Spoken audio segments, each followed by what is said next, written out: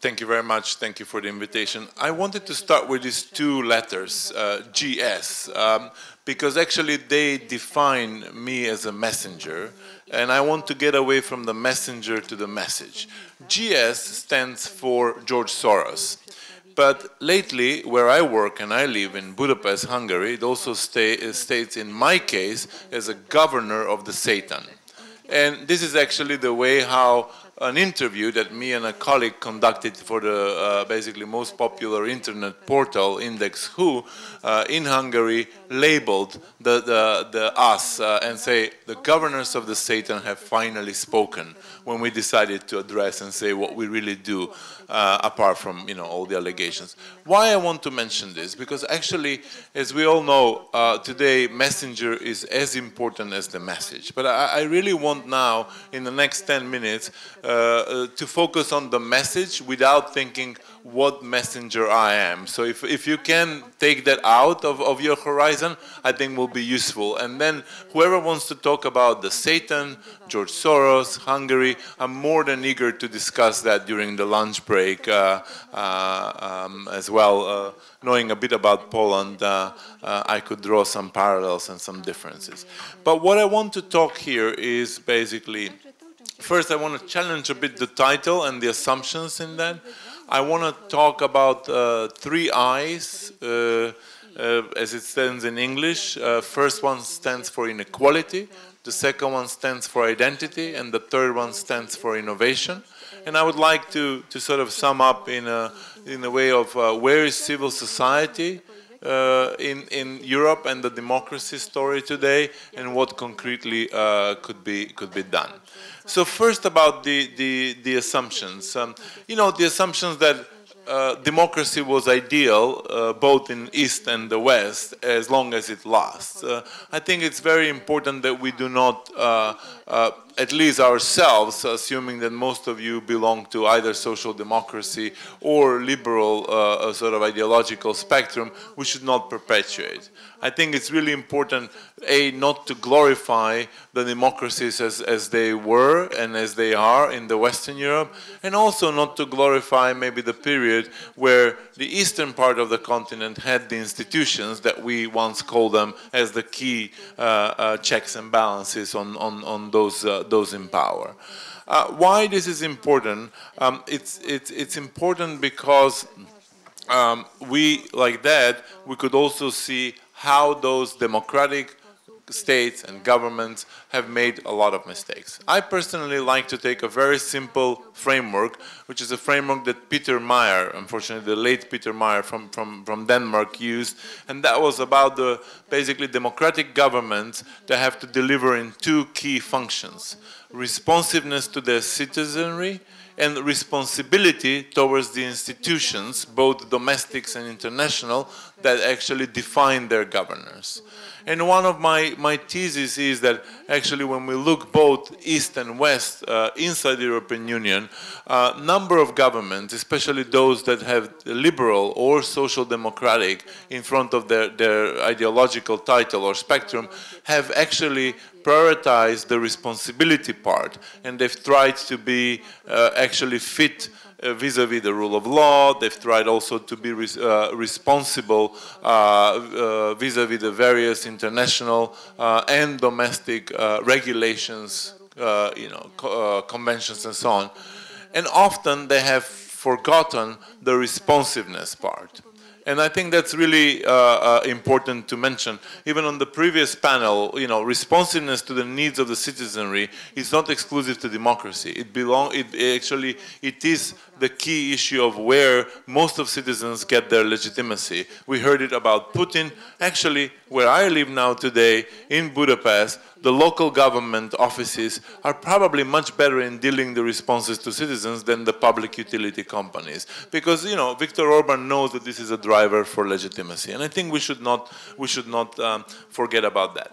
Second thing that we should not forget, we talk about Europe as a sort of one single common space. And as somebody who really oversees activities of our foundation in the entire continent, meaning the EU 28 still, plus Western Balkans, actually it's amazing how much of the phenomena are maybe general, the trends could be general, but the discussions and what matters is so national and local. And in many ways, we should not forget that these local issues and local peculiarities are those that get the biggest traction. So in a way, when I will talk in a second about identity, and I will, generalize things, we should still not forget that the story here in Poland is one. The story in Hungary is another one. The story in France is third, in Germany is fourth.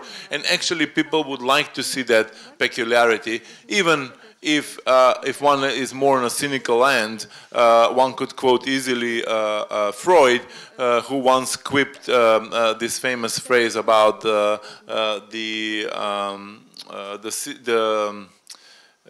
cynicism of no, sorry, it was not cynicism, of small differences. Narcissism of small differences when you look at Europe. Now, what's the key issue at stake here? The first key issue is about actually inequality. And I think people who belong to the liberal front got one thing very, very, in a way, wrong, not so much in the governance as it is in the messaging. If you look at what we are still facing in Europe, and again, going story by story, country by country, we're facing the follow-up of the economic crisis that in so many ways either financially and really on the household table hit Europe, or it hit the psyche about Europeans who are trying to survive or who are trying actually to flourish. It hit the psyche in Western Europe in so many countries that, oh, my children may live worse than I do. And it hit the psyche to, let's say, Hungarians that I live next to, that actually they will not become Austrians in a split second, which actually they wanted to, unless they move to Austria, as many of them have done. That's the first thing. The second thing when we talk about inequality, and this is, I think, the biggest mistake that people like me, our foundation, and many similar liberal-minded people did, is actually analytically to separate the economic crisis and the crisis of capitalism and market economy from actually the governance crisis. And if you think about, and if you look poll after poll, and I'll quote later some of them, actually everybody was screaming about, no, it's about the market. It's about my insecurity that now in this environment I don't feel protected. Neither the government nor the market is doing it. While cognitively people could not separate it, many politicians tried to convince them in that to say, hey, governance is one thing while economy is another. While maybe technically they were right, knowing that the globalization has removed a lot of power, especially from national level economic governance, practically people never wanted to hear this message. And I think we face probably a good 10 years into this dichotomy that only few politicians have lived with. Now, why this is important when we look about inequality, I do believe it's important because the issues of economic governance, which many of us, including, for example, the foundation that I belong to, have not neglected, but have put as secondary, have to be there into the forefront. And actually, if you see most of the complaints that populist politicians use today are exactly based on the economic governance. The second very important aspect, and although I personally disagree on a very found ideological standpoint, in reality I have to accept, is actually the perception of people as citizens, as opposed to perception of people as consumers. And I believe a lot of pro-democratic forces wanted to see way too many people as citizens, and they were dealing with them as citizens. Nothing bad with that. It's just that actually many people were in a consumer mode. They were into a shopping mode, and they were assessing much of the governance as they will access, the likes on Facebook or the purchase orders on Amazon. And I think here it's one of the issues where the governance and pro-democratic forces never materialize. I drop these issues about inequality because I believe if the continent and I'm talking now about the separate countries one by one, and political and non-partisan and non-partisan actors start addressing this issue, we won't be able to see a sort of a resurrection of a better democratic system, nation by nation, country by country, and also at the level of Europe. The second I stands for identity. And identity, people like me, people like a lot of organizations that we work with, and we're talking about thousands of civil society organizations across Europe, have left out there in the wilderness.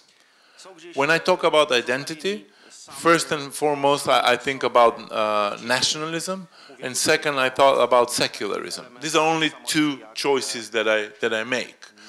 There are many more things. But, you know, when I look at what we discuss, what we put out, we've actually avoided that. We use a secular mantra to a great extent not to engage in religious debates.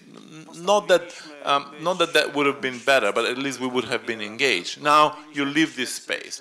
We did not define what does it mean to be nationalist. We didn't define the boundaries of where the citizenry and where the non-citizenry lies. And they were defined by the others. And now we have to play that game. Now, if the first inequality brought the discourse of we are losing and we're losing around the dinner table and I have to struggle for my family in the East, and in the West is that, oh my goodness, my kids will not have a better life than I do, while I had a better life than, you know, my parents and their parents and so on. The issue of identity actually just added an insult to injury. Let me quote some numbers that actually we commissioned. Is still not public, but I think it's very important to understand. When we look at the rights of the refugees and migrants, and we did a polling across 10 different countries, Poland was included, and we basically ask a simple question: do they influence your life positively or negatively if these rights are upheld? Basically 41% of Germans, 48% of Polish, 45% of Dutch, 83% of Czechs, they say negatively influence my life. And where is the insult to injury? Because when migration crisis came, not only people were asked to be understanding, tolerant, but they perceived that they're asked also to pay for these rights. And we entered into a zero-sum game. And I think this is a very important understanding, that the migration crisis, not as a root, but actually as a final sort of a nail in the liberal understanding of the world, that was an insult. Hey, not only you made my life miserable with the economic crisis, and I saw all these bankers running away, now you're telling me I also have to pay for these migrants. I'm not saying that this is true, but this is what resonates in people's opinion. So in that respect, I believe inequality and identity played an important role, and in various places they interacted with a different combination and different local issues. Now let's not forget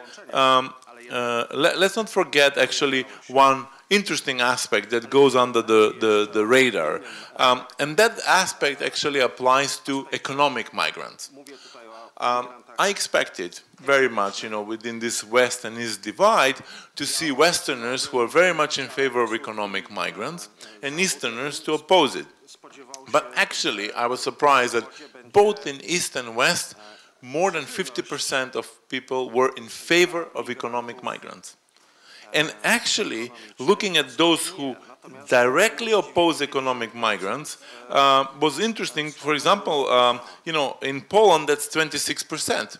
You know, you will see it's a high number, but not a dramatic high number. 1 in 4 people. That's actually a minority. Germany is 18%, Czech Republic 19%, Netherlands 17%. I'm just taking out.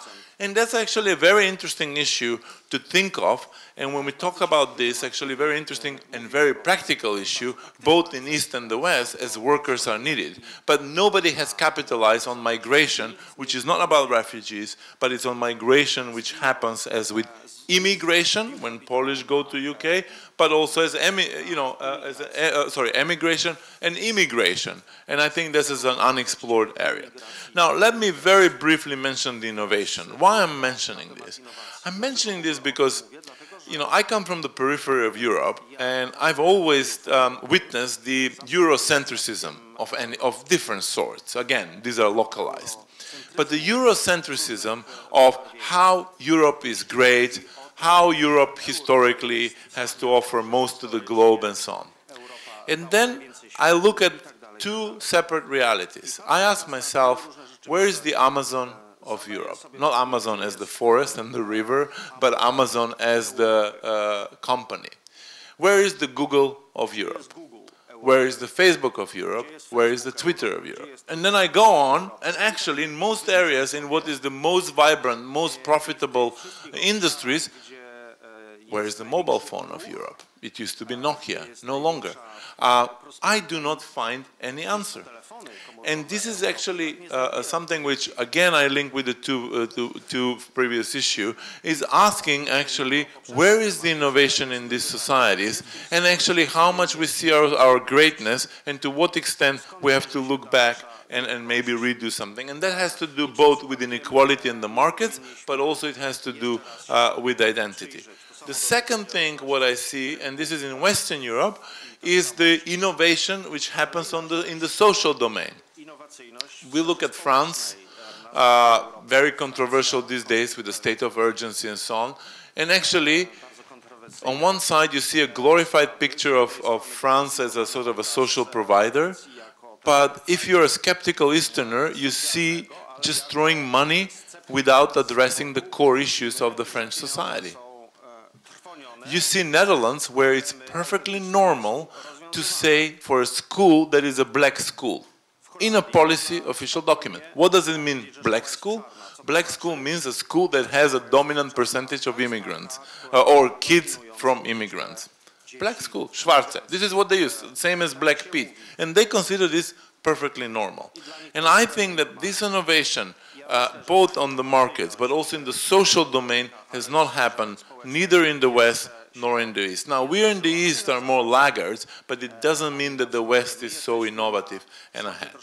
Now, let me sort of start moving into the, this is relatively, you know, doom and gloom, but it's not only about doom and gloom. Let's not forget, this is the richest continent.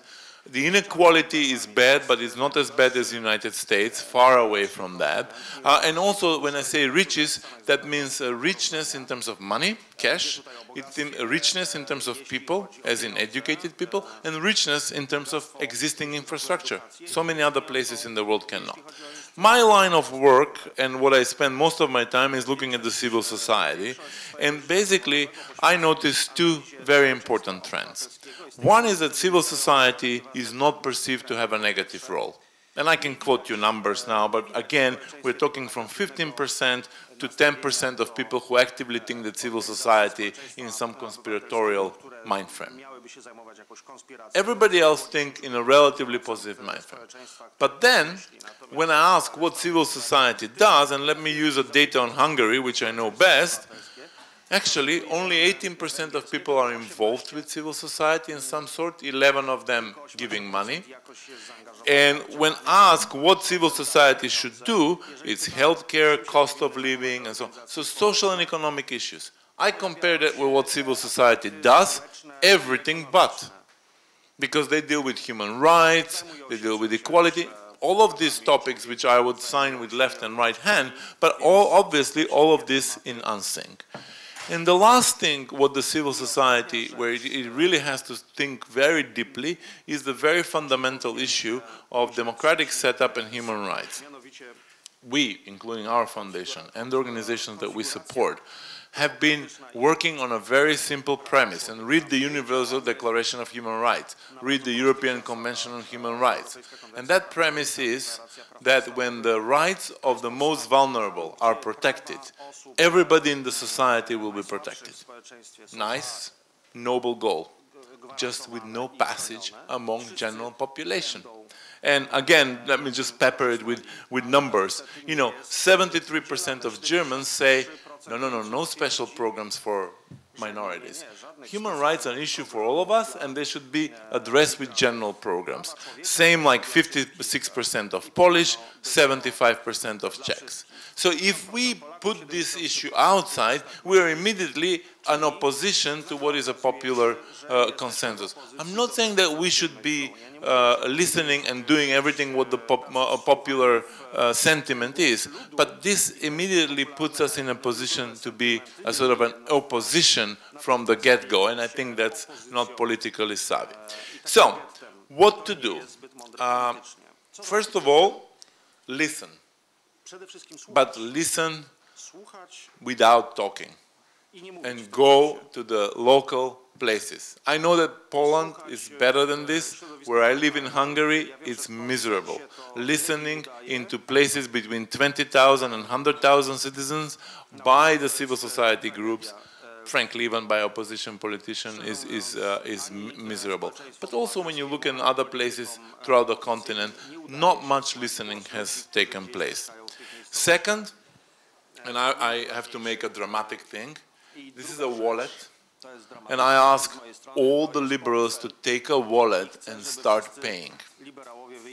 Which means, and she didn't ask me to make this commercial for OKO.Press or something, but outlets like OKO.Press, civil society organizations, many other things, actually, they do not get money from the liberals. Well, if you're conservative, and I can tell you Viktor Orban's conservatives have put out their wallets, and from 2002, from 2010, actually they have funded a lot of the sort of conservative civil society outlets with their own money. And if this is not done, we cannot expect anybody else to do it. So pay. And then the third and fourth thing is modernize. It's amazing how everybody but the liberals have modernized online. And the last thing is go with ad hoc coalitions. Ad hoc coalitions, you know, at this moment we're thinking, okay, shall we work with the Jesuits or not? The Jesuits are in favor of women's rights against violence against women, but they're also not pro-abortion, which we, for example, we are for choice that women can make. But I have to tell you, if I think of who can do much better work, probably I have to reconsider that the Jesuits in Hungary will reach out many more people than all the civil society organizations who deal with the second subject. So in a way, it's an indecent proposal, but it's an indecent proposal that if you want to improve society, probably one has to get in ad hoc coalitions, sort out one issue, and maybe fight on the next one in the next iteration. So let me sort of, sum up. I know I've been overgeneralizing a lot, but I do believe if we do not find what exactly are the triggers of identity in each and every place, and then together at European level, and we start owning and setting the tone, I don't think that the progressive will be able to actually build a new and better democracy. I also believe that we should open our eyes and we should start really not only constructively analyzing, I think analysis is one thing, but as well looking at how the market is not glorified and how it can deliver better for the society. And then as Europeans and also as Polish, Hungarian, Germans, Dutch, and so on, we have to roll up the sleeves and think of innovation both in economic, but as well social terms. If we don't do all that, it will be just kind of moaning and groaning. It will be sort of iterative steps, but iterative steps that go in the circles, and it's very easy actually to be better than that. So in so many ways, my last message is that the people with the regressive social and economic agenda have not been so good as the rest have been so disorganized and not targeted. Thank you. Jak Państwo słyszeliście, Goran Buldioski przedstawił pewną propozycję interpretacji tego, co się dzieje w tej chwili z demokracją na Zachodzie. Now we have heard a diagnosis of democracy in the West, and whilst our guests are mainly dealing with societies towards the east of Poland, but I would like still to ask you to respond to what you heard, that we shouldn't glorify the West, for example. So what is it that democracy in the West is no longer so luring and attractive, or maybe it's still luring and attractive?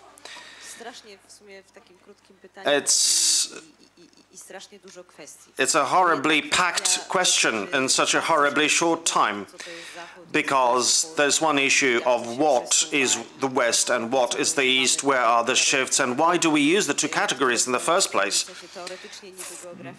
They are theoretically geographic, but as a matter of fact, they are very judgmental. The East is always, the West is always seen as the better world and the East as the worse world. And to call someone the East means that you are jumping the Western bandwagon. So I was just wondering whether we should discuss how the West is implementing democracy. And by the way, the world we are now in, is it Central Europe, is it Eastern Europe, is it Western Europe? In countries like Poland, Hungary, Czech Republic or Slovakia, you could transfer the liberal democracy here, you could implement it. Obviously, you were receiving rewards for that, EU membership, NATO membership, but if you go on, it's kind of difficult to promote the liberal democracy because there are no further awards. So it's kind of a game. We are pretending to promote democracy, and you are pretending to introduce democracy. If you read about the deals between Europe and Central Asia, the language of the accords is very highbrow, very sort of above and over details and concrete. This EU strategy, this 2007 EU strategy towards Central Asia, it contains such language. And all these countries have actually worsened their democratic score, if you like, perhaps with the exception of Uzbekistan. I'm deviating from the topic, I'm sorry. I was wondering whether we should be talking about how democracy was implemented here, and by the way, Poland loved to be loved being the country with a mission to spread democracy to the East. We were so eager on bringing this knowledge and the practices in the East, forgetting that our house was not in order. So this is one thing, using the word East as an exercise in self-aggrandizing and self-recognition. I believe this is a category which is wrong, erroneous, which is just apparent. I sometimes use it, and I like the phrase "the so-called East," because Poland, Hungary is sometimes the East or sometimes the West, depending on the perspective. Secondly,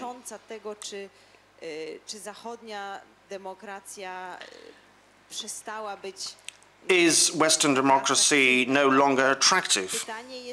Well, the question is, who has always found it attractive or who has not found it attractive? It's kind of a difficult question in itself as well, because I do believe that people always want to live in a place where they can buy things, that they want to live in a place where houses do not have leaking roofs, and they want to live in a place where they can go to a doctor who will not take a bribe from them in exchange of performing an operation. I believe this is true, but the whole talk about the importation of democracy to the East, we should remember that the term democracy works totally differently here than it does in the East.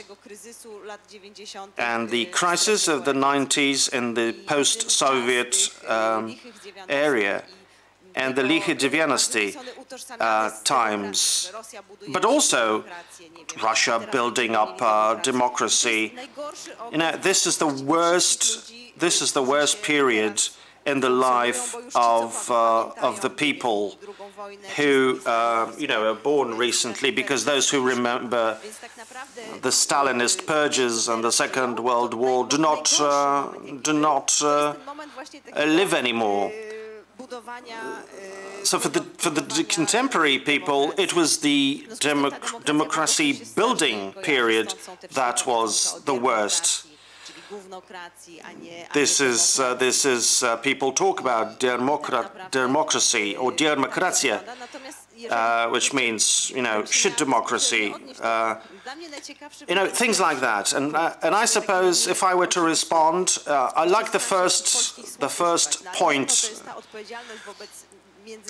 that was raised here. The responsible towards the international community, the institutions, and secondly, meeting the needs of the simple man in the street.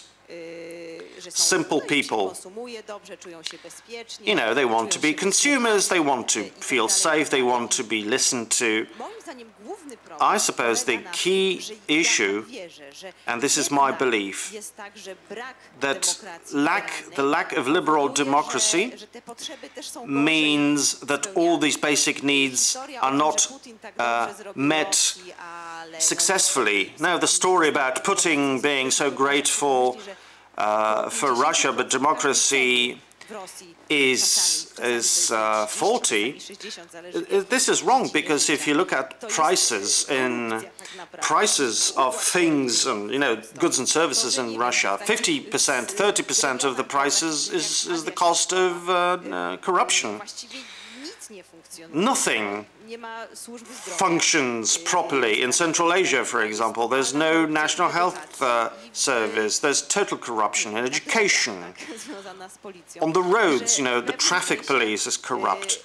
The governments don't hold because people love the country and they are so happy, but they have the vision of the tremendous chaos of the 1990s, where, you know, more democracy was the name of the game. I am speaking quite chaotically as I'm hearing this, but there are so many themes here. Okay, so let me stop here. Witold, Jurasz, democracy and the West. However it is underdefined, the West was attractive for this region. What is your vision of what it used to be and what it is like now? First of all, thank you to organizers for orchestrating this debate. It's a rare commodity in Poland, debate.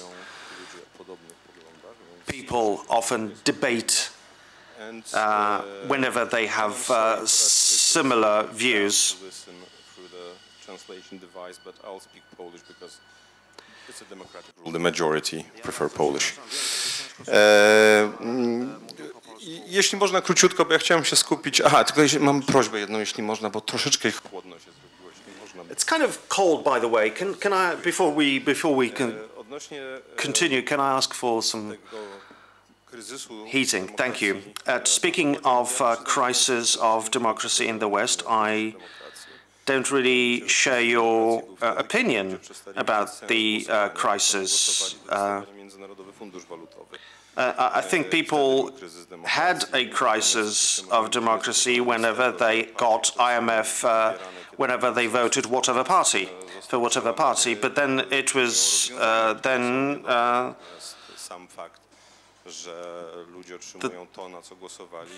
then it was improved, and people got what they voted for, and that means democracy. I was a great fan of Jörg Haider and Pim Fortuyn because I thought they were the alarm signals for the European elites, and by the way, European elites did not get the point at all.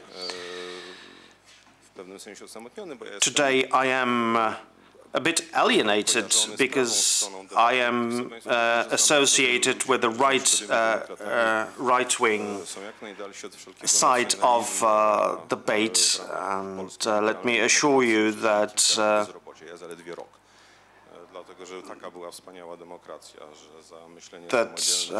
people, you know, many people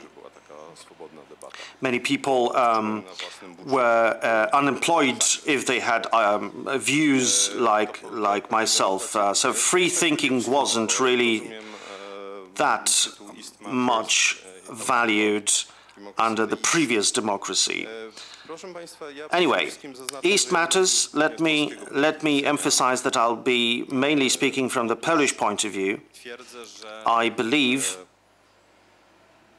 zagrożeniem dla demokracji, jeżeli chcemy o niej myśleć w jakimś if we want to think of democracy in medium term or long term, I don't believe we can speak of democracy in the short term in Belarus or Ukraine, but medium term and long term, this can be dealt with if we deal with the imperialism of Russia, or the trendsetters of emptiness.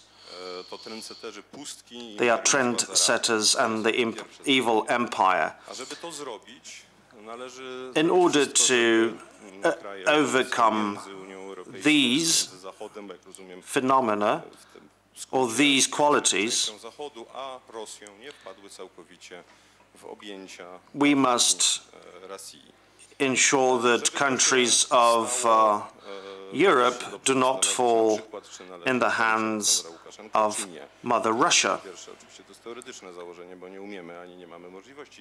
First, we must think whether Lukashenko should be abolished, not that we have the instruments.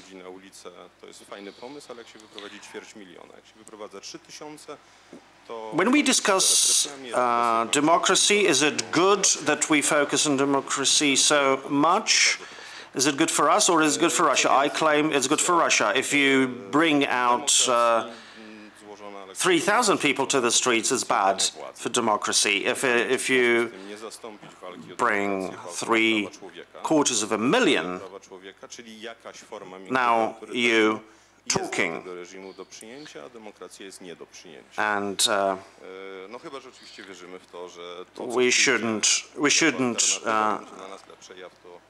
we shouldn't believe that this can be easily promoted. How do you promote democracy, by the way? It is with great interest that I listened to your statements. And if I were to sell it as a PR person in the East, you can't sell it to the East, however interesting it was, because from their point of view, is about using totally different categories. It's foreign to them.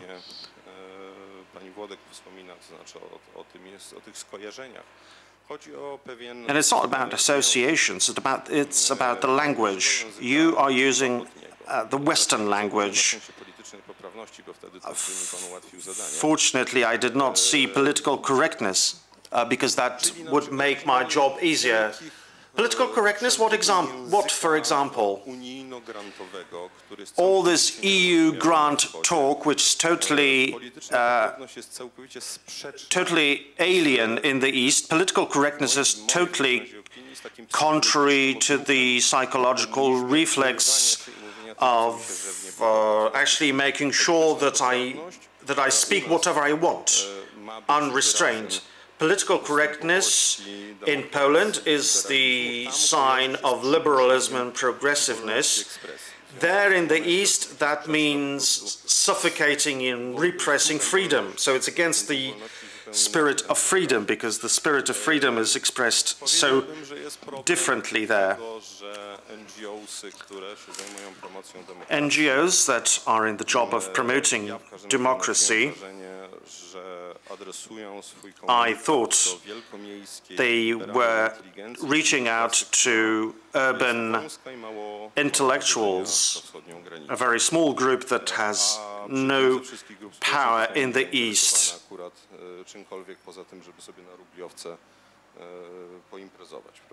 And they are not interested in anything else for the society. They want their party in Rublówka. I can see no collaboration with nomenklatura. And I believe that Poland's freedom was brought by nomenklatura that switched Volgas for Mercedeses, not John Paul II. I can see no collaboration with nomenklatura.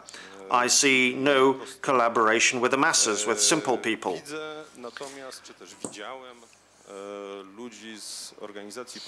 I saw, however, people from NGOs that did not differentiate between Brussels and Belarus, both starting with B.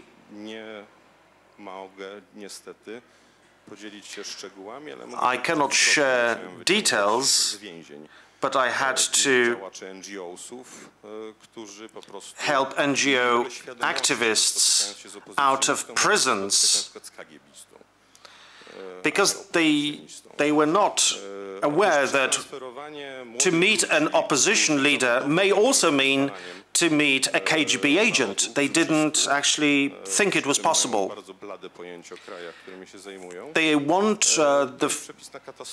want to bring freedom to repressed nations, having very little knowledge about the country. That's a recipe for disaster. That's pushing opposition leaders to the hipster niche that is preoccupied by Sonia in Russia. Sonia Sobchak. Sonia Sobchak laughs at the opposition, and Natalia Poklonskaya has 500,000 impressions on YouTube, and she's powerful. So this is the size of the channel. Poklonskaya, well, to be very brief about this,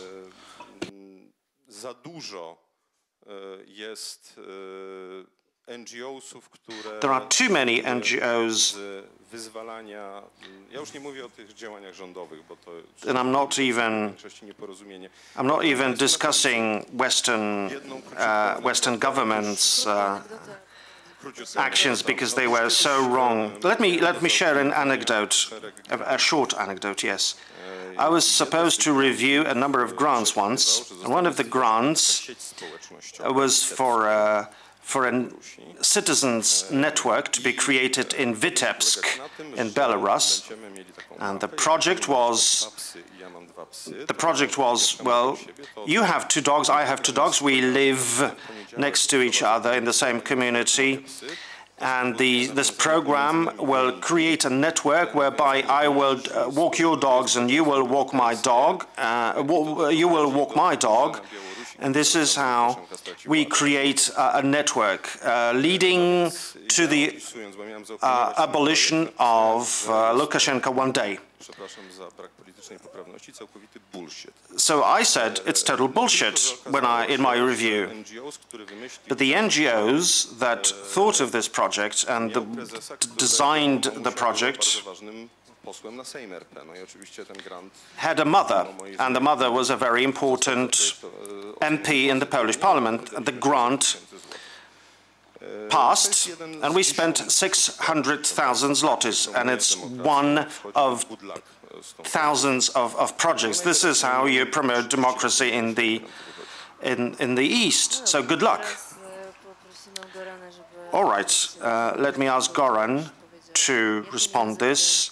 Witold Jurasz said, not the language is wrong, the method is wrong, the audience is wrong.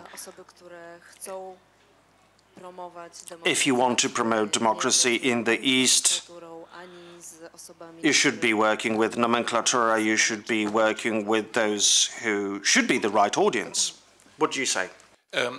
Okay, let me start with the anecdotes because dogs are my favorite. Why? Not because I'm particularly fond of them, nothing against, but because Rex Foundation in Hungary, which is a dog shelter, is number 9 on the top list of the organizations that get the highest number of contributions for the 1% law.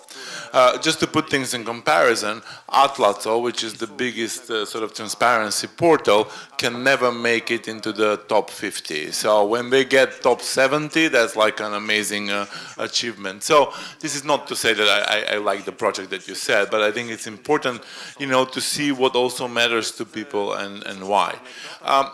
Coming back to the key discussion, it's really interesting to me. You know, I mentioned more as a sort of a conceptual thinking about having discussions localized, and it's really interesting that your discussion here is very, you know, when you say democracy promotion, is not only very local, it's very pointed. You know, you talk about Belarus, you talk about Eastern Europe, you talk actually about Poland being a promoter of something that you achieved, which I think has a full legitimacy into that without going into the details.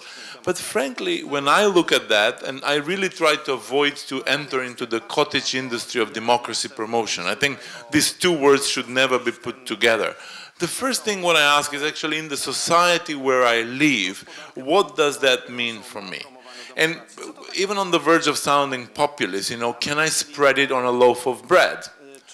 And this is not because it's my preferred choice. Frankly, I will talk to you now about demos, I will talk to you about laws, I will talk to you about institutions, you know, the various pillars of governance and so on, and I will lose even you, and let alone my mother or most of my friends, because they're not interested in that. And I think we have to go back and ask this question, what does it mean to live in a democracy? For example, what does it mean and how the democracy delivers if you're a Muslim man in France today, where there had been more than 4,000 arrests, all of them without warrant because of the state of urgency? Will you perceive that society as democratic? I doubt. That person will not perceive that society democratic. And I think this is really important to look at this perspective. And this is not to say that most French people will perceive their society as non-democratic. But I think it's a valid question. Now, in some other places, people will actually equate the democracy with the delivery of whether that system allows them and gives them an economic opportunity. And there have been for years politicians who say, no, economic opportunity, sorry, next door, that's about the market and the invisible hand. People know this and people notice this. Now, it doesn't mean that all of us will need to become demagogues, or all politicians will have to follow the populist discourse. And that's actually this is something that I really feel sorry that more than 15 years in making. I mean, let's not forget that Haider and what is happening now in Austria is not new. It's actually 17 years old. 17 as if they were first time in a government, 2000, 2001. And if you look at the mainstream European political parties, what they have changed, the successful among them have adapted the language and have appropriated the language. So, you know, Mark Rutte in Netherlands, and yesterday Jan Werner Müller very eloquently put it this, he actually appropriated the agenda and then he won the election. So actually, will be life better for the citizenry if one political party basically implements the same agenda? then it doesn't matter whether it's about somebody who is labeled a radical right or somebody who is labeled a mainstream right. And I think we have to look at this from that perspective. We also have to look from a very simple perspective of both social justice and security. You know, you talked about Eastern Europe, sort of east from here. I had the privilege to work in South Caucasus for a number of years, Ukraine and Moldova. And you know what? In Armenia, you go, you import a coffee, because it's an important product to some people, and the likelihood that you will end up in a black bag and not in a court is high. If you import coffee in a democracy, let's say even this part, including the flawed democracies that we face now in Eastern Europe, you won't end up in a black bag. You may end up in a court case, you may end up losing it, but actually there is no opposition who actually will maybe even you know, go after your life. And I'm not, look, we can go and find the specific cases. This is also the Armenia which in the world, in the freedom of doing business is number 33 for so many years, is between 30 and 40, because their laws are impeccable when it comes to freedom of business. When you come to practicing it, then you see it.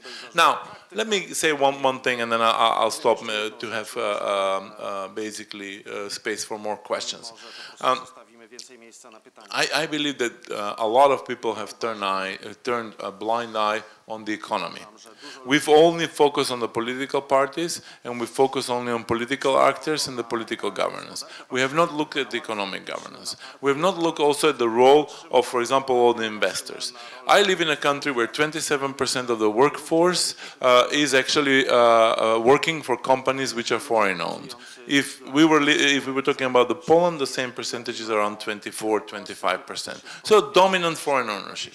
And you will say, oh great, these are the German companies that actually have a great democracy at home. But what have they done for the democracy in the countries where they invest? I think that's one question to ask. What have they done for the rule of law, not the rule of law that they need on the market, but the rule of law in general in the countries where they invest? That's also another question to ask.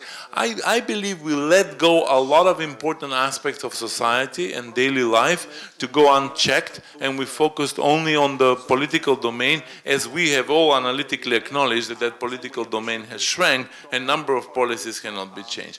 Now, what I'm saying here, I'm not saying to crucify now German companies, not at all. They're important investors, they're also developers, innovators, but I do believe inside European Union and in each country separately, we have to open both the political, the economic spectrum, we have to open also the dinner table discussions and the more conceptual discussions, and each place will have to find its own balance without expecting that somebody will export democracy.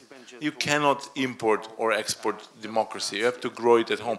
And I think in Eastern Europe, Eastern EU member states, we are facing that we had all the institutions on paper, but somehow nobody understood, or very few people understood, why do you need these checks and balances? That they did not internalize that this is important for them. Because they never saw that, you know, in Armenia you may end up in a black bag. Sorry to badmouth Armenia. I could take any other country, Azerbaijan. That will be another easy choice. But I think it's important because actually people will not feel that actually this concerns their daily life, and the security of the system they take for granted. And in so many ways, this has not been internalized. So look at the business, look at the dinner table and what actually people expect. And frankly, also start breaking a bit this notion that actually there is an omnipotent politician that can bring safety and security, and there won't be a level of uncertainty. You know, let's not forget, it's the first generation of Europeans that have lived uninterrupted without having a European war in a really, really long time. And hopefully they will continue and they will finish their lives in a peaceful continent. So I think, you know, a lot of things we took for granted that maybe this continent was never about. And to me this is a criticism, not to just say it as a criticism, but to take it as a base point and start working into the direction of developing democratic standards in each and every place. Witold, Jurasz, chciał pan ad vocem. Że nie tyle ad vocem, ale takie małe postscriptum. Proszę Państwa, ja... Well, maybe not just a direct response. In Belarus, I had the impression that I am in a place that I have full freedom, where the militiamen feel awkward by being present, and the batons, because whenever they direct traffic, they have those batons, they try to hide them behind their back. I had attended a ceremony in what could be the equivalent in Częstochowa in Belarus. And I am not, I'm not a religious person, so I wasn't under the influence of religion. But I, at that time, felt that possibly the Catholic Church might have some understanding how this church forces could take over control of the city, and the local KGB had simply look on. And I described this, but this was my error. And then I was told that we need to incorporate the Catholic Church to fight for democracy. And the outcome of that would be that the Polish priests would be refused the visa, and that is about 40% of all the priests. And this would mean that, first of all, the church would be abolished, and about 40% of the churches would need to be closed down with no priests. And in those small towns, and the very last instance that still teaches the Polish language and lends on Polish books would also cease to exist. But I needed to perform this order. I went to one of the archbishops, and he listened on to what I was telling for a long, long time. And then he said, yes, the democracy is a great thing, but first of all, you need to liberate people's minds. And only after that, there's a time for democracy. And he told me, but please do not write that you disagree with the instruction that you received. Simply tell them that I disagree. When I write to the Holy Father, I never say that I disagree.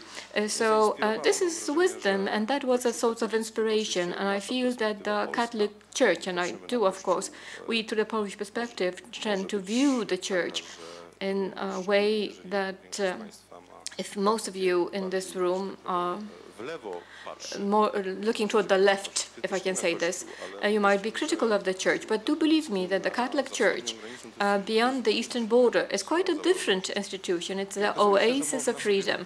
And you can really forge this oasis of freedom, but the church is not rushing. This is something I've learned as a non-religious person. We need to finish at 1:30. I'll turn over to the room. But before I do that, Ludwika, Włodek, could you please respond to what has been said, particularly what Witold said, that this is not the way that democracy needs to be pursued in the East, and also the question of money. You deal with Central Asia, and the Chinese are investing a lot in that area. So is this something that is material right now to how democracy ought to be promoted? Well, first of all, maybe I must say that I see no conflict between Goran and Jurasz.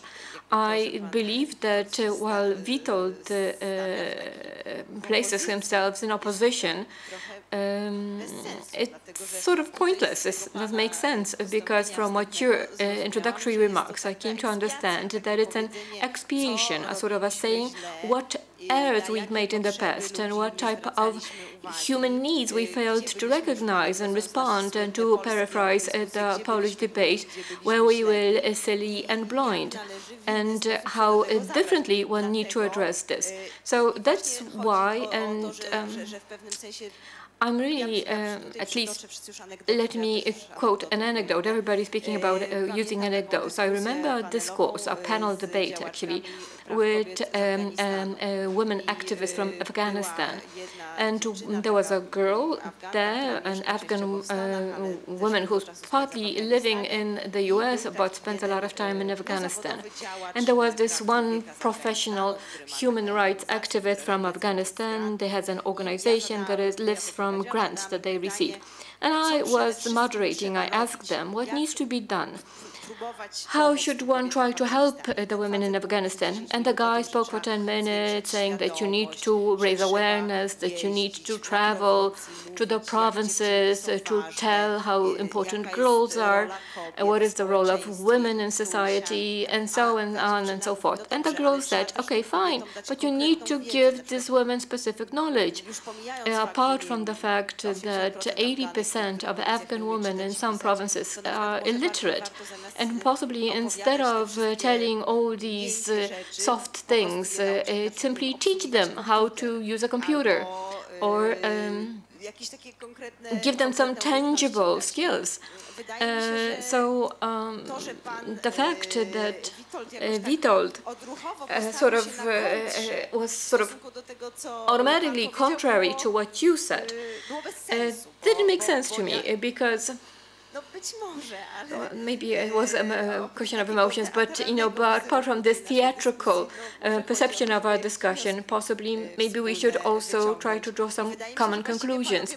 And it seems, gentlemen, that you are speaking about the same thing, and I subscribe to this because it's difficult not to recognize that some measures, and I do believe that democracy is connected to money and the economy. But today, in 2017, we all know that it's not like it seemed in the early 1990s, that once we have a free market and capitalism, democracy by its own sort of force will emerge.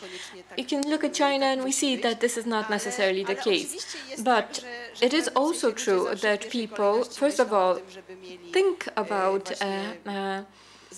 having this material existence assured and a sense of security, and not to have the free media and free elections. But in my opinion, it's also partly the case that one is not possible without the other. Most of the societies that we speak about, and even though we do know that this is undoable, but we want to carry this light of education and build democracy. I know that this is not possible. Democracy has to be created from the bottom up, and you can build democracy only in the given locality, though of course you can foster this from the outside. And the efforts made by Poland and this part of Europe for membership of the European Union had been helpful. But one without the other is simply undoable. You cannot preserve the world as it was in the past. You cannot leave Afghanistan as a system where there is a king, but the king has these powerful regional landlords and interest groups, because that balance has already been distorted.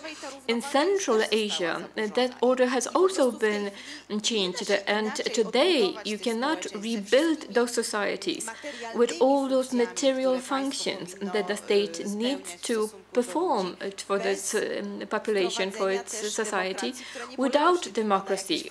Democracy is not just a facade of elections, which possibly don't happen, and if they do happen, these are elections according to the Pomorsky definition, that at the moment of election you don't know who will win, and that's the nature of democracy. Well, apart from that, also independent courts. And if you do a business, people from the president's office will not tell you, okay, now 30% of, we need a 30% cut. If you don't give us this cut, we will send auditors, and you will be for example, sanctioned because you're storing peas in the wrong cupboard, or the door is not the right width. But as I'm saying, these two are very much interconnected. And the problem or the issue of these areas like Central Asia is that we, and by we I mean the West, we don't really have anything to offer. Well, obviously, the European Union is the #1 partner in terms of trade, and for Kazakhstan. But of course,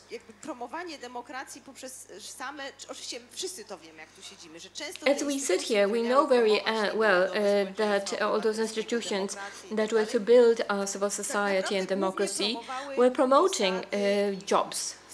and a sort of a certain way of operation for those who traveled there and who made a living of this. And for this very thin layer of middle class, the so-called grant socios, in other words, benefiting from the grants. In other words, they took part, because they were so skilled, they took part in all the conferences, they had written all those proposals, and it sort of run just for the sake of it. So, in terms of the principles, I don't really see any dispute here. Okay, fine. Maybe somebody from the audience would sort of create this discord or this dispute.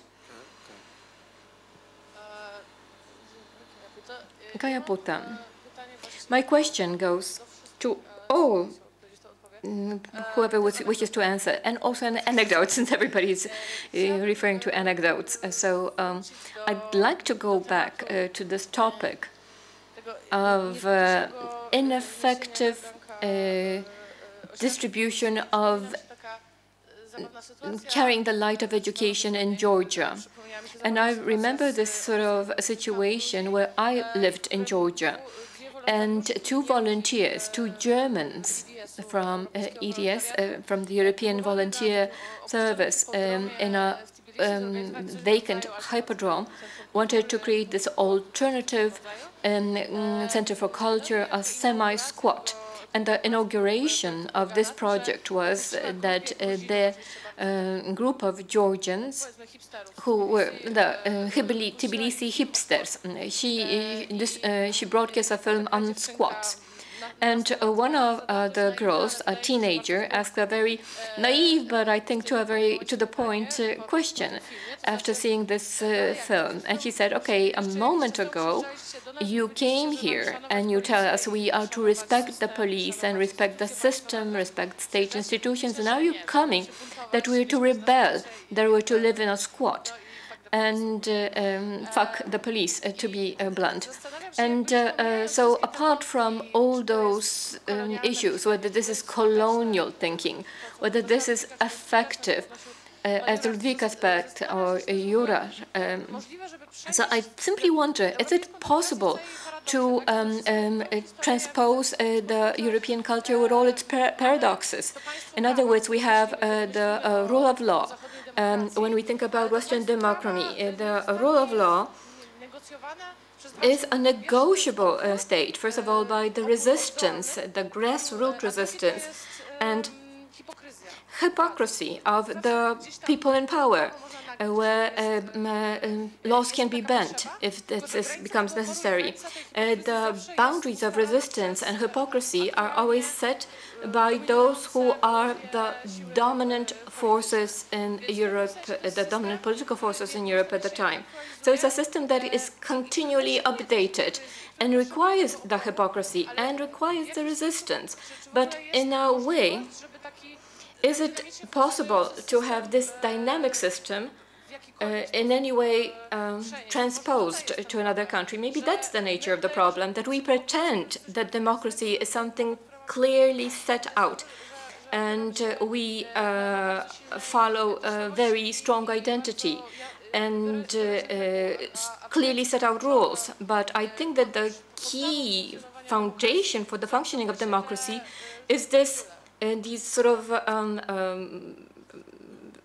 vents or safety valves.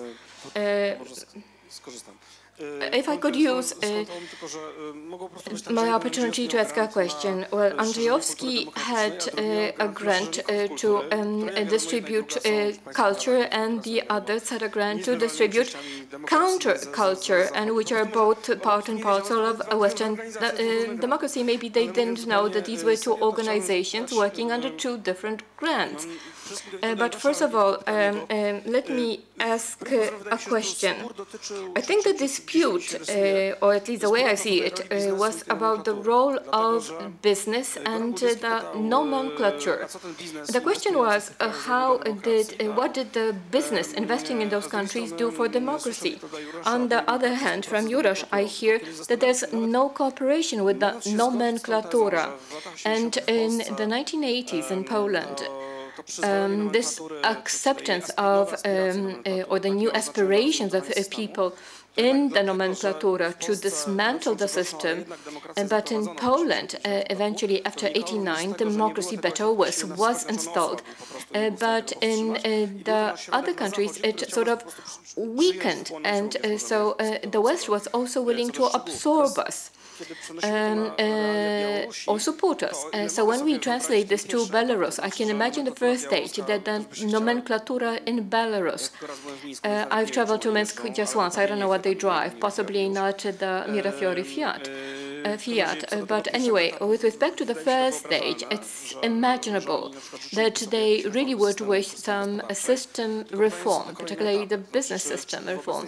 But the question is whether with an assertive Russia and a European Union, quite different than for Poland in the 1980s, and the European Union, which is not really, doesn't have the strength to pull Belarus to the West, whether working with the nomenklatura in Belarus will simply not mean that some social welfare that is lame but nonetheless functioning, and it will not be replaced by anything else. It will not be replaced by any semblance of democracy. So my question is, what would this actually create? What would be, and let me ask Ludwika also of Włodek, whether you think it's really the right approach to spread democracy anywhere.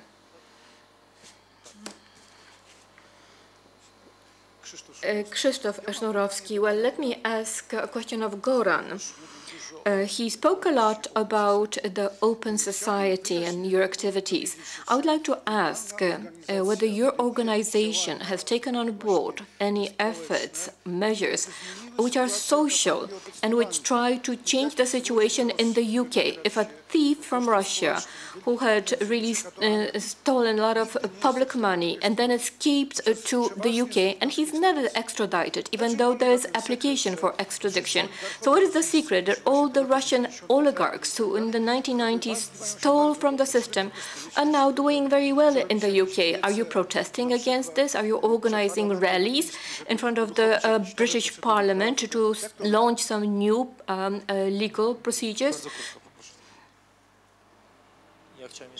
And if I may, ad vocem to some of the persons who already spoke, and to make a comment, to share a comment on the economy and the promotion of democracy.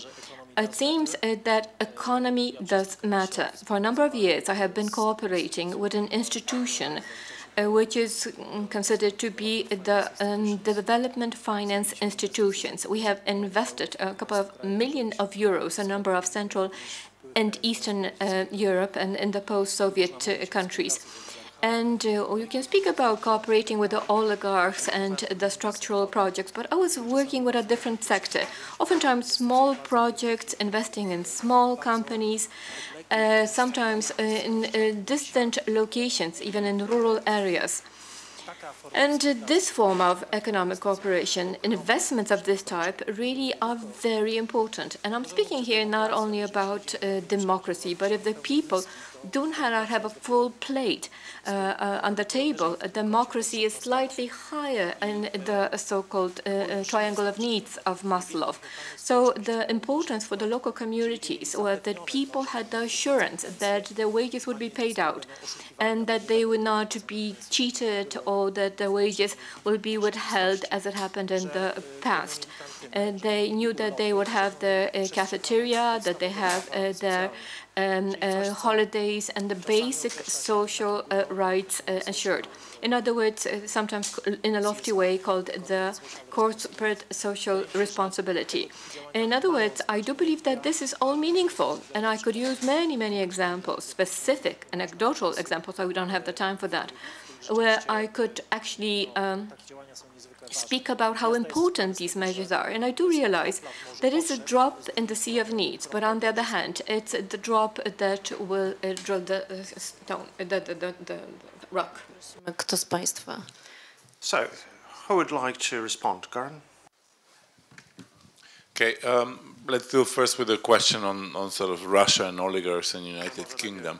I mean, first of all, Open Society Foundation's office in Russia has been closed in the light of draconian laws that the Russian state has brought about foreign philanthropic activities. We're not the only one. So the office is closed and stopped the operations.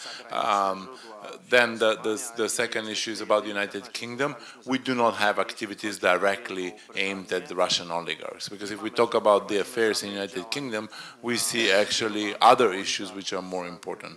And whether, our role as a foundation is definitely not to protest in front of anybody's houses. I mean, that will be even violation of our terms. In United Kingdom specifically, what we do a number of things with the general sort of human rights organizations, but I would say specifically in the last year, we worked with the so-called communities left behind, especially in Northern England, and these are the communities that probably, you've seen also in the light of Brexit and so on, that actually have, businesses have left, parties have left, or various even associative organizations have left, and we are providing small grants to a number of grassroots initiatives there to basically help associative life. That's also sort of a foray into what actually, not only what we believe, but what we do. Let's put about the belief first. I mean, you know that our founder likes to quote, and he founded the whole foundation based on Karl Popper and the notion of open society. And one of the key tenets of that notion is actually the basic tenet of pluralism, that nobody has a monopoly of knowledge, and that actually in societies one should discuss various points of view before actually coming to a solution. And I think this is actually very important to look at. And if you see, it's not only about ideology. It's also, does it function around the dinner table? Does it also function in the political system in the parliament? It doesn't mean that around the dinner table, the parents and the kids should have equal rights and whatever. The minor kid can storm out the home and so on. But actually, you have, through culture, you have, through socialization, many forms to promote actually a free exchange of opinions, even when you disagree.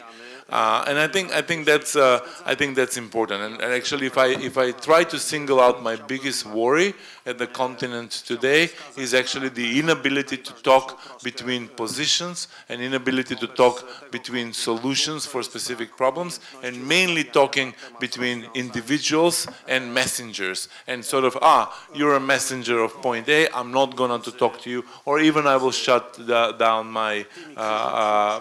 basically I'm not going to listen. This is why this is important, actually, because political marketing has preyed on this and already operates. I mean, if you see example after example, these are not anecdotal, these are all very simple statistical categories. From United States, where most of Trump voters will never switch on CNN and MSNBC, to actually, Hungary, where I live, where basically, supporters of Fidesz party immediately will see a person, that's an opposition. I'm not gonna hear anymore. And to me, that's actually, this is something very, very disturbing.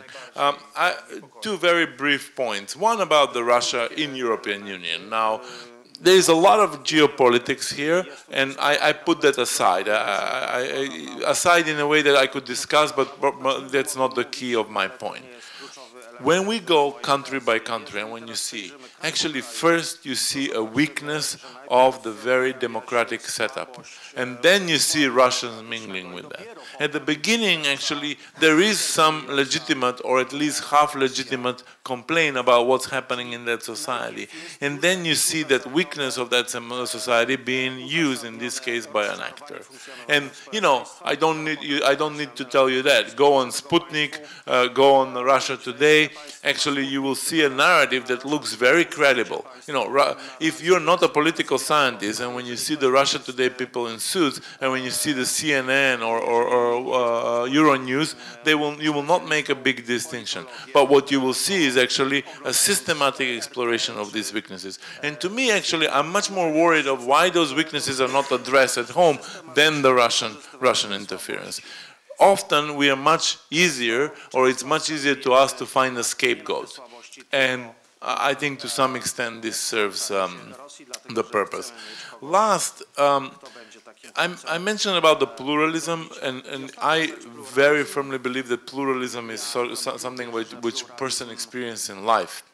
That's why I believe in education, but to a point. Sometimes education is solved too much as a sort of a golden or whatever silver bullet or a golden principle that will solve everything.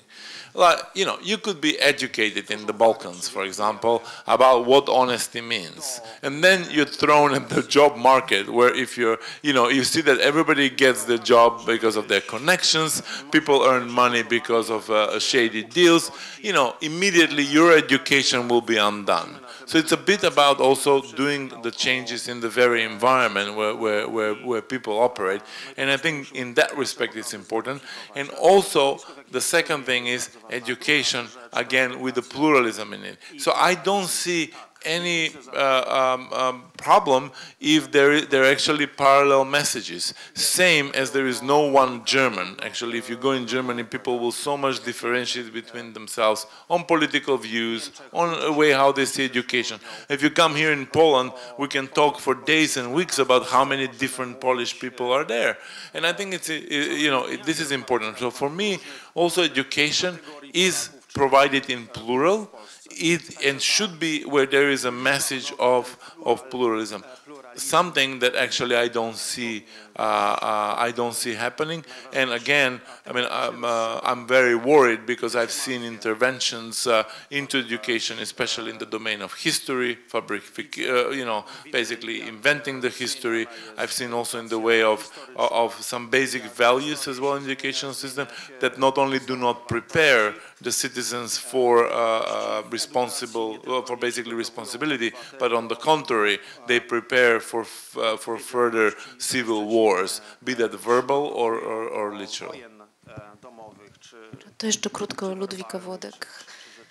Paradoks demokracji, nomenklatura. Okay, paradox of democracy and nomenclatura. These are very hugely difficult questions.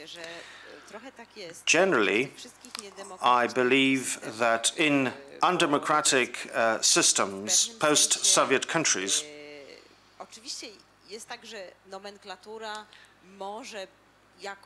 nomenclatura can somehow contribute to the liberalization of the system. Yevgeny Zhovtis's idea from Kazakhstan says that anything that a person has accumulated, all the assets depend on the personal contacts with the president. Anyone who has reached a very high level, because there is no rule of law, this person can here give me 30% or give me 50%. If not, you go to jail. And this is the example of Ablyazov, a business person who became political. He was a minister. He was jailed. He left because he promised to be obedient, but he wasn't. He escaped to the West, defected to Kazakhstan, trying to get him back.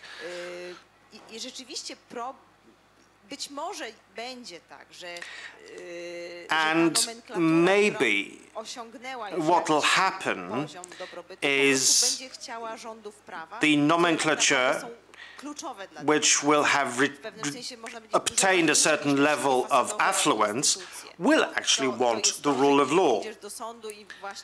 No corruption.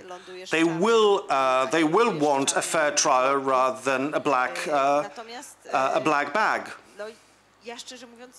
Frankly, however, I cannot answer the question why this is not happening.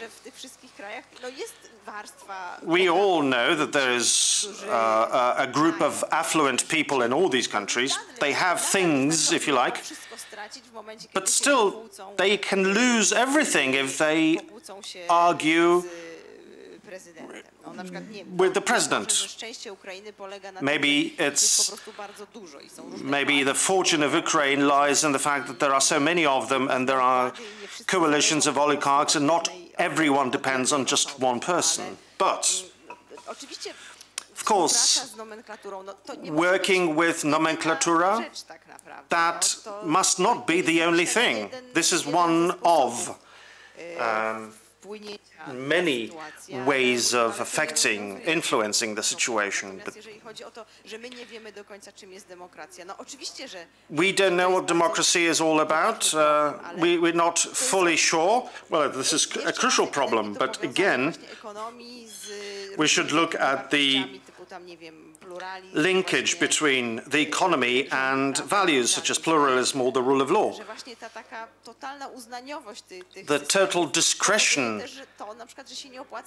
total discretionary character of these systems means that you don't want to invest there. Who invests there? The Chinese, who want to be strategic about it. They are not looking to returns. They are throwing assets there and they will wait 100 years and see what happens. Western companies, well, they have to provide profit. They want to deliver profit to their shareholders. This is why they don't want to go there. So the last word. I will respond to your comments. I suppose you are the secret advisor of Jarosław Kaczyński, who said that 500 plus is more important than gender equality.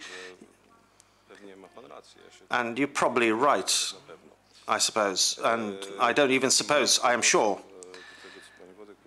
And to Mrs. Włodek, the rich people have a say, but Poland has a problem with it. Not Europe, but Poland has a problem. We don't know them. We despise them. We despise them. They are the nomenklatura. We're not working with them. Mrs. Puto has asked a question, didn't provide an answer. Almost there. There was a near answer in that. Can you actually transpose the patterns? No, you can't. About oligarchs, I would like thieves from Ukraine and Belarus to settle in Poland. Somehow they are not doing that. Would we, however, be able to receive their contacts? We believe your money is clean, but if we want business there, you will help us. Probably we wouldn't benefit from that. Do Londoners benefit from that, or British people benefit from that? I suppose they do.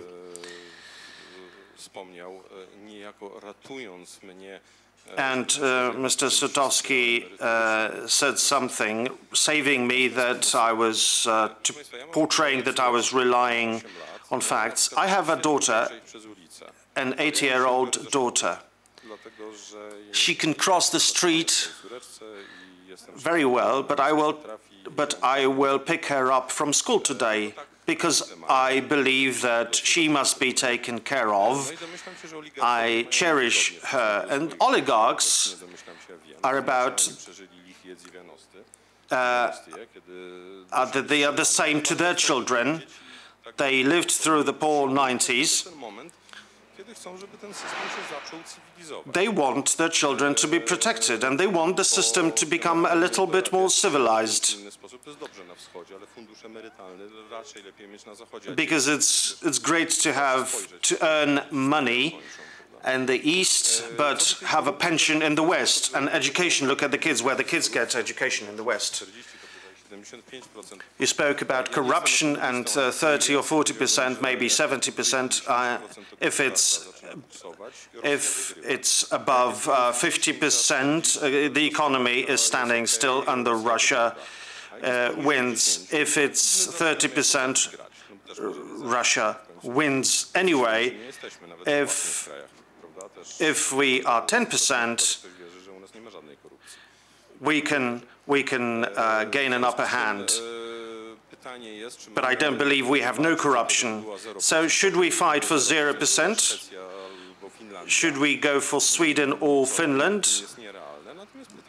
It's unrealistic in my opinion, but if 5% is 5% bad? No, I believe 5% corruption would be quite nice.